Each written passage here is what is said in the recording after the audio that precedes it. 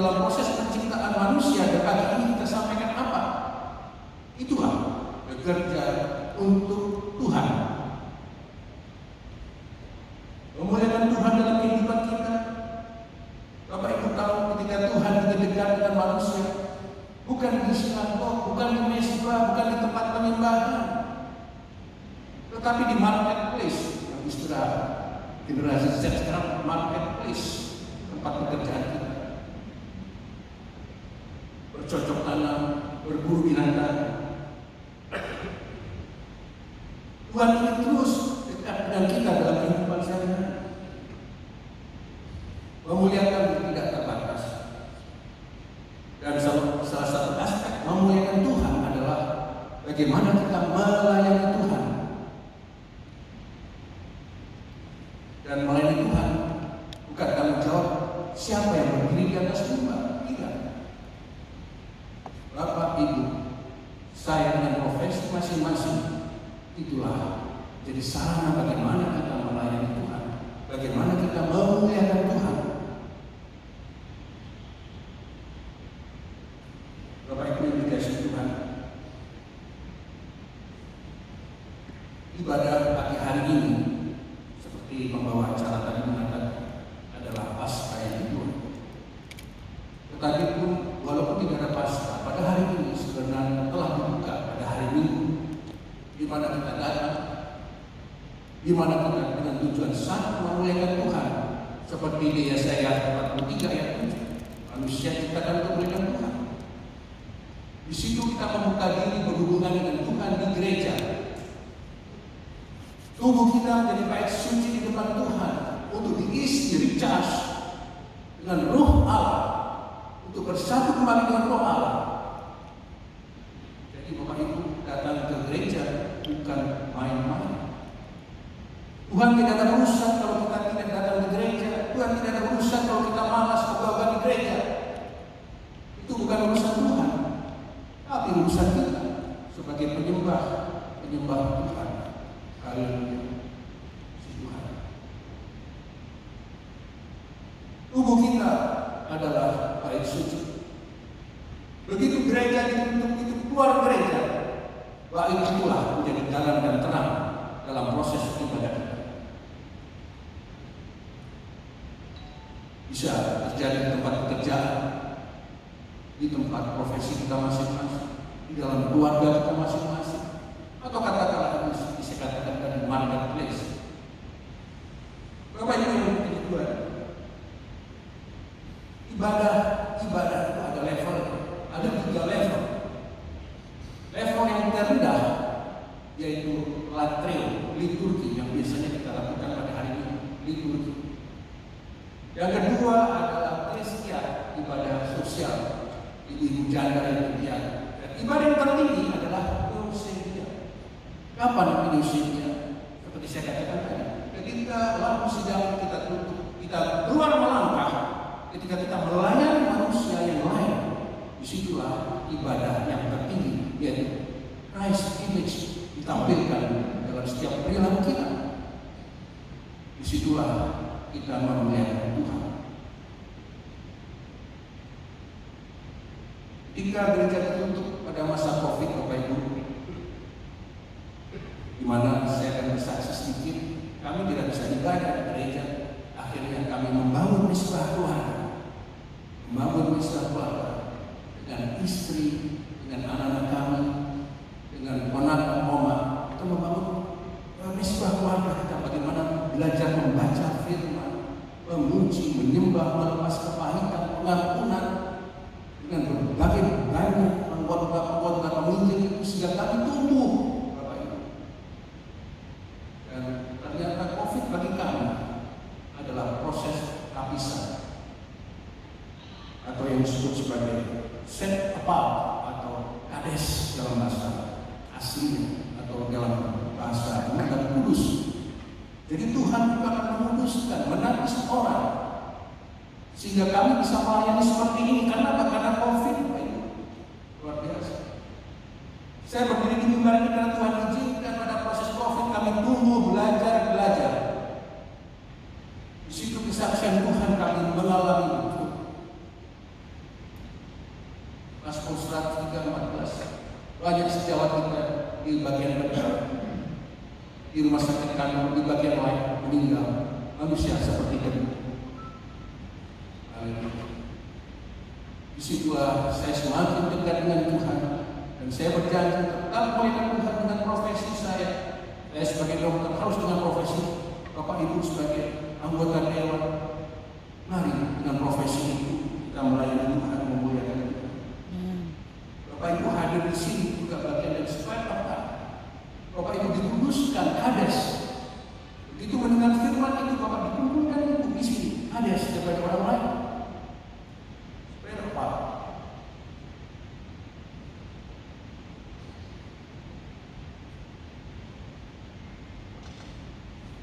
Jadi selalu di dalam saya menyampaikan kesaksian dan motivasi di setiap ibadah di beberapa jemaat, saya selalu mengatakan Tuhan Yesus jangan dijadikan agama, tapi Tuhan Yesus harus kita jadikan hubungan.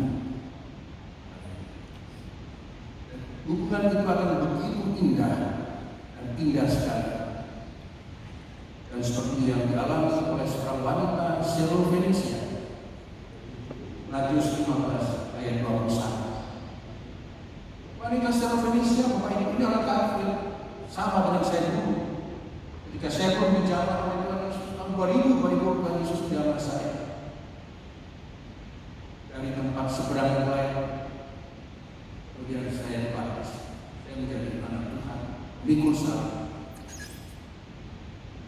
Wanita Syrovenesia yang tinggal di Sidon itu bukan wanita sembarangan, Pak Ibu. Wanita kaya, karena Sidon Venesia itu pantai. Pantai itu biasanya kan penghasil ikan, tapi tidak. Di situ penghasil kerang yang bisa menghasilkan warna ungu. Warna ungu adalah warna yang sangat warna yang dimuliakan, sehingga cat warna itu sangat mahal, lebih atau setara dengan emas pada waktu itu. Jadi kerang ini penghasil warna ungu. Wanita itu sudah kemana-mana, orang kafir, penganut Helenik. Ketika mendengar Yesus bersama sahabat-sahabat yang berjalan ke sana, dia mendekati Yesus. Tapi apa yang terjadi? Yesus tidak hiraukan. Malah Yesus mengatakan, dia adalah anjing. Dia hanya berhak menerima remah-remah roti.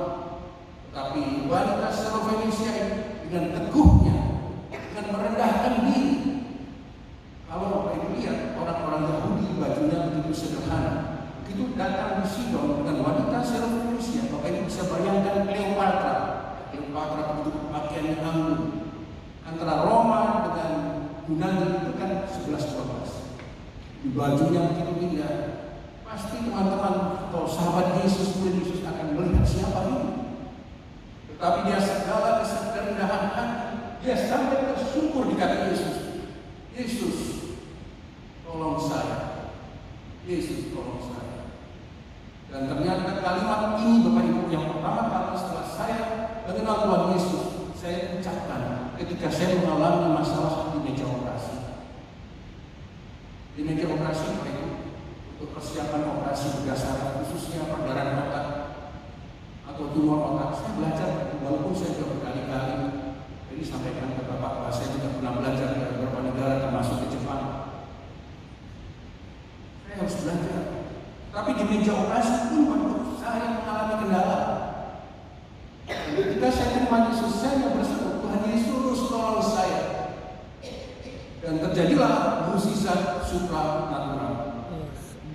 Haleluya. Mari kita tepuk tangan Tuhan Yesus. Dan mukjizat supranatural itu bukan dulu pada tahun 2000 sampai sekarang di rumah sakit Kando dan rumah sakit Siloam. Kalau saya tidak bisa, Tuhan Yesus tolong saya. Terjadilah mukjizat supranatural di samping residen saya, asisten saya, perawat-perawat saya, dokter biu saya, semua mukjizat. Haleluya. Luar biasa hubungan penting dengan Tuhan. Ketika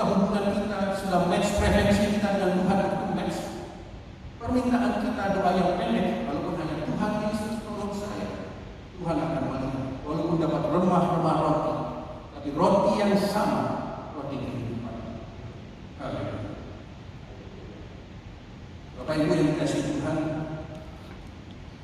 sering Tuhan itu bekerja, katakan tadi, di tempat marketplace, di jalan-jalan yang kotor, berdebu, yang banyak penyamun dan sebagainya. Ada 5 jalan yang saya pelajari sementara ini. Tadi, yang pertama, jalan di Tirus di Sidon, di mana Tuhan Yesus sengaja ke Tirus Sidon maunya beristirahat, tapi dia punya target akan menyelamatkan wanita ini. Dan saya yakin wanita ini setelah diselamatkan pasti jadi penginjil yang hebat pada waktu itu, walaupun tidak tercatat. Sama dengan wanita di sumur Yakub, wanita yang punya 5 suami dan 1 budak. Ketika menerima air kehidupan dengan Tuhan Yesus, wanita ini menjadi penginjil yang hebat di Dekapolis. Dan jadi yakin wanita Syrofoenisia ini juga. Jalan-jalan itu, disitulah Tuhan berkenan. Yang kedua, jalan antara Yerusalem dan Jericho. Yang ketiga, jalan menuju Damsyik. Yang keempat, jalan dekat sumur Yakub yang tadi saya katakan. Yang kelima, yang kita peringati adalah jalan dari rumah Imam Kayafas sampai ke Golgota. Mungkin karena waktu kita tidak bisa bahas semuanya. Kita bahas yang kedua, yaitu jalan antara Jericho dan Yerusalem. Disitulah kita kenal istilah orang Samaria yang baik hati. Jalannya cuma 35 km, tapi jalannya menurun berbatu-batu dan banyak rampok. Dan akhirnya ada orang Yahudi dirampok. Kisahnya, singkat cerita, orang Yahudi itu luka-luka ditolong oleh orang Samaria baik hati. Sementara imam-imam orang Saduki semuanya hanya melihat saja, tidak menolong. Hanya orang Samaria merawat korban perampokan ini yang luka parah. Dibawa kemana? Ke penginapan. Nah, kisah yang saya tampilkan di sini adalah kisah di penginapan. Kenapa? Di penginapan itulah orang Samaria, metafora dari Tuhan Yesus, menyerahkan orang ini untuk dirawat. Penginapan adalah identik dengan gereja. Tuhan menyerahkan 2 dinar pada pemilik penginapan. Tolong, jangan takut. Bila uangnya tidak cukup lagi, ketika Tuhan datang, pasti akan dibenar.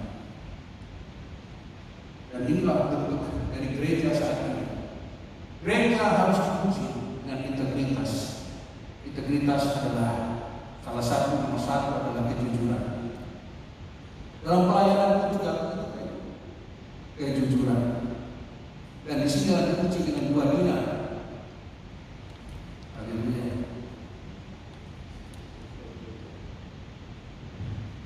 Gereja jangan takut.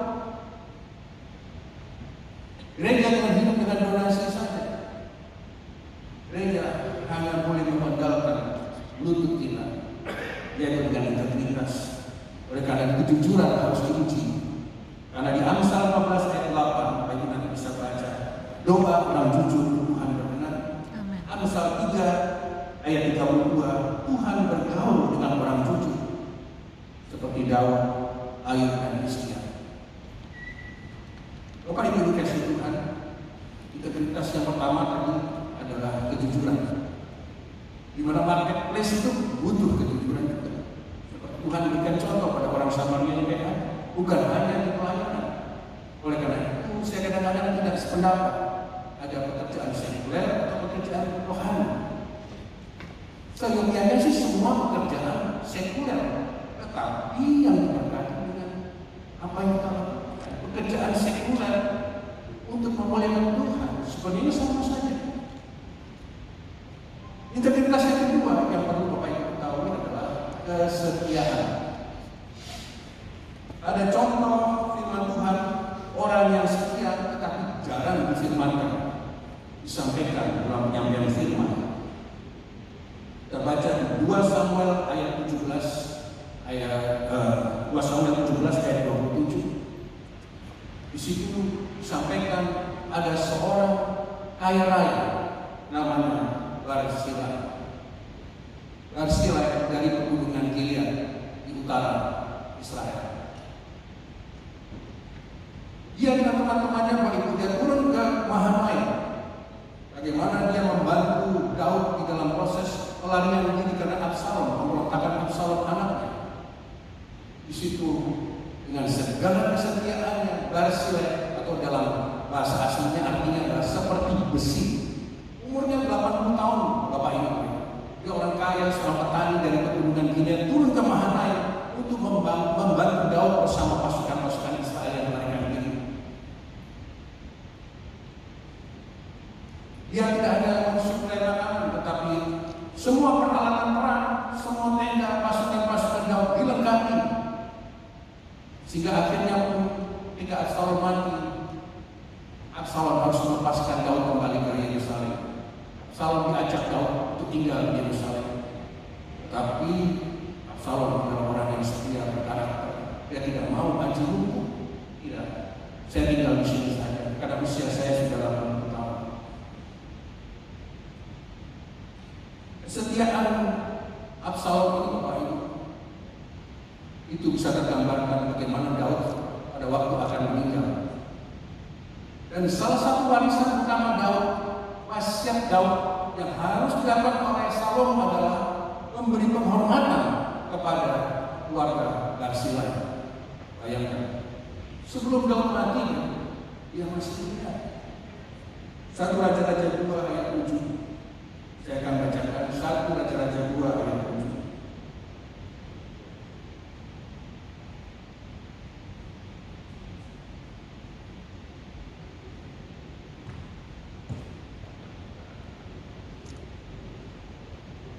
Tetapi kepada anak Barzilai, orang Gilead itu, haruslah kau tunjukkan kemurahan hati. Biarlah mereka termasuk golongan yang mendapat makanan dari mejamu, sebab mereka pun menunjukkan kesetiaan yang menyambut aku pada waktu aku melarikan diri dari depan kakakmu Absalom. Jadi bagaimana Daud menjelang ajalnya mendidik anaknya yang penuh hikmatnya. Salomo salah satu orang yang penuh hikmat, tetapi juga ditambah dengan kesetiaan yang dididik oleh ayah. Bagaimana dia menghormati keluarga Barzilai. Haleluya. Orang yang setia, baik, selalu diingat Tuhan. Orang yang setia selalu memperoleh apresiasi dari Tuhan. Tuhan tidak akan melupakan. Jadi kalau kita memiliki integritas, kesetiaan, kejujuran secara vertikal, otomatis secara horizontal pun baik, kita tidak ada kesulitan untuk memperolehnya. Bapak Ibu yang dikasihi Tuhan, jalan berikutnya adalah jalan menuju Damsyik. Damsyik itu Damaskus sekarang, bagian dari negara Suriah, 300 km dari Yerusalem ke arah utara timur. Disitulah terjadi proses bagaimana Saulus menjadi Paulus. Di situ Tuhan menghampiri Saulus sehingga Saulus dibutakan, sehingga jatuh dari kuda di jalan menuju kota Damsyik. Dan Tuhan secara verbal menyampaikan sesuatu kepada Saulus. Kenapa Saulus yang dipilih Bapak Ibu? Tuhan cari orang yang punya kesetiaan. Nah, Saulus ini adalah pemuda Sanhedrin, orang yang begitu taat kepada Taurat. Dia murid dari Profesor Gamaliel, seorang guru besar Taurat. Tuhan pasti pilih ini. Tinggal ubah sedikit, ditambah Roh Kudus sedikit, jadilah dia Paulus, menghasilkan 14 kitab Perjanjian Baru.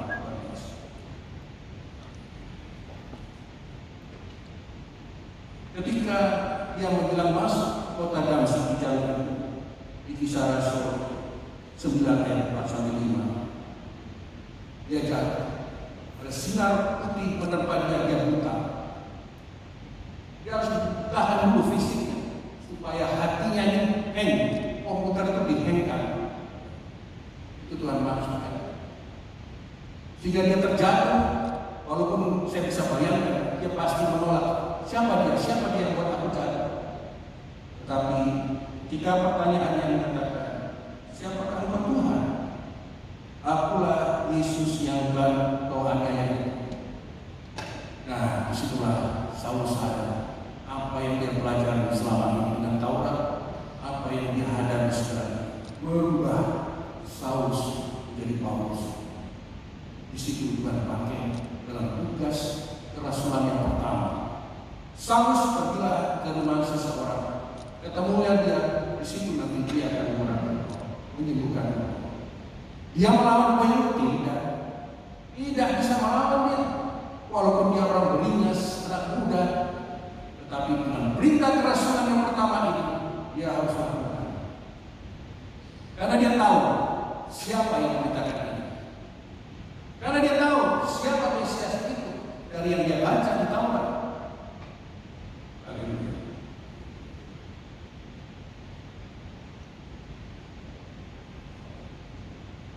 Saulus sesungguhnya ke Damsyik itu baik, akan menganiaya orang-orang percaya. Tetapi maksud Tuhan tidak. Maksud Tuhan seperti kita semua di sini. Spek apa? Kades, mengkuduskan, memilih dia. Kisah Rasul 9 ayat 15, alat pilihan Tuhan. Kisah Rasul 2 ayat 17, diasingkan, dipisahkan semua. Dia dipisahkan ke Damsyik untuk dipilih menjadi anak Tuhan. Bapak Ibu yang hadir di sini juga demikian, dipisahkan. Bersyukur kita set apa? Kades kudus di sini, kita mendengarkan firman Tuhan. Pesan Tuhan ini tidak main-main, Bapak Ibu. Dalam situasi yang dunia tidak begitu bagus-bagusnya, walaupun masa Covid sudah lewat. Haleluya.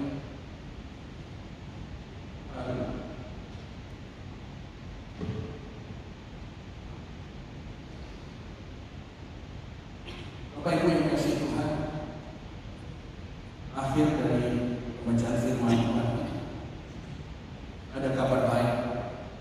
Pagi hari ini firman Tuhan menemukan kita bahwa Tuhan yang dibangkitkan dari antara orang mati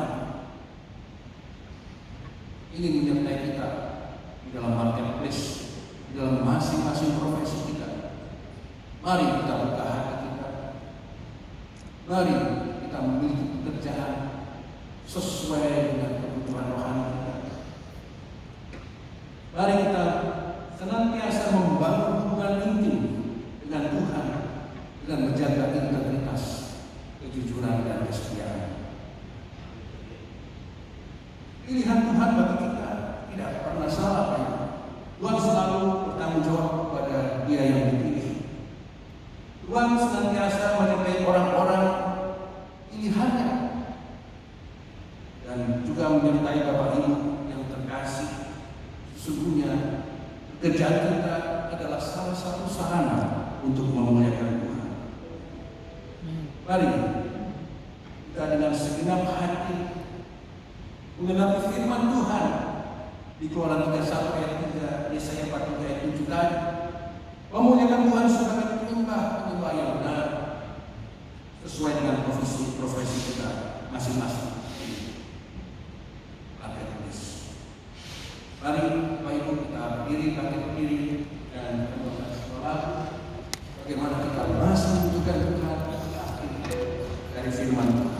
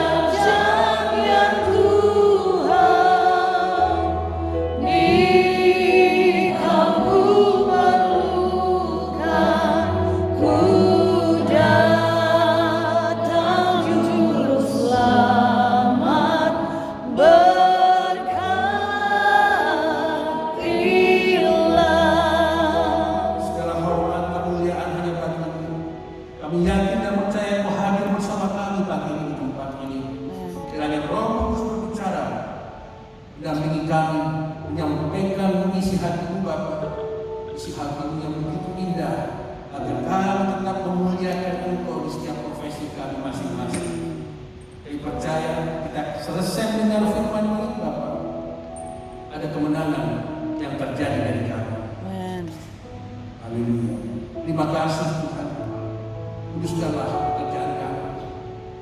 Usahakan apapun juga profesi kami. Kami percaya Engkau-lah satu-satu harapan kami. Tanpa Engkau kami tidak bisa apa-apa. Jujur Tuhan, kebangkitan membuat kami juga bangkit. Haleluya. Demikianlah kami berdoa dalam nama Tuhan Yesus. Haleluya.